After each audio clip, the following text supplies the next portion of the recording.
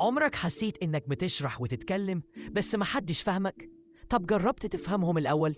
آدم كان دايما عنده مشكلة في التواصل، بيتكلم كتير بيشرح كتير بس في الآخر الناس ما بتفهموش، خصوصا في البيت. أخته الصغيرة بتقوله ما بتسمعنيش، ومديرته في الشغل قالت له مرة أنت بترد قبل ما تفهم السؤال. في يوم حصلت خناقة كبيرة بينه وبين زميله أحمد في المكتب. آدم كان شايف إن أحمد ما عملش المطلوب منه، وأحمد بيقول العكس. الخناقة عليت، وآدم قال جملة كانت دايما بتطلع منه: أنا مش فاهم أنت عايز إيه. رد أحمد وقال له: ما أنت مش سامعني أصلا، أنت بس مستني ترد. الجملة دي خبطت في دماغ آدم زي الصدمة. رجع البيت، فتح كتابه القديم بتاع العادات السبعة وقرأ عنوان العادة الخمسة: اسعى أولا لفهم الآخرين ثم اسعى أن يفهموك. وقتها فهم، هو طول الوقت بيسمع عشان يرد مش عشان يفهم. قرر يجرب. تاني يوم راح لأحمد وقال له بهدوء: أنا مش جاي أرد، أنا جاي أسمعك، احكي لي اللي حصل من وجهة نظرك. وأحمد اتفاجئ وابتدى يتكلم، والأول مرة آدم سمع لحد الآخر بدون ما يقاطع ولا يحكم.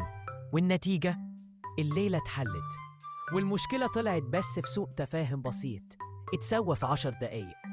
يعني إيه العادة دي؟ الناس أغلبها بتسمع عشان ترد مش عشان تفهم. بس لو عايز تعيش حياة فيها تفاهم لازم تكون أول خطوة إنك تبني جسر مش حائط. الاستماع الحقيقي يساوي صبر، تركيز، نية صافية. آدم بدأ يطبق ده في كل حتة.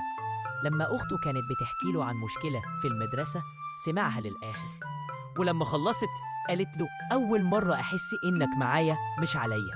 وفي الشغل بقى يدخل أي اجتماع ومعاه نوتة صغيرة يكتب فيها قبل ما يرد، وده خلى الناس ترتاح له أكتر. هو اكتشف إن الناس مش بتدور على رد ذكي، الناس بتدور على حد يسمعهم بجد. قول لي يا صاحبي الجميل، إمتى آخر مرة حد سمعك للآخر من غير ما يقطعك؟ وإمتى أنت عملت كده مع حد؟ جرب تسيب الميكروفون لغيرك وقول لي حسيت بإيه.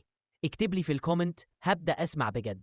يا صاحبي الجميل، الكلام ممكن يقربنا وممكن يبعدنا، بس الاستماع هو اللي بيخلق مساحة مشتركة بين القلوب. افتح ودنك قبل ما تفتح بقك، وساعتها هتتفهم زي ما بتتمنى.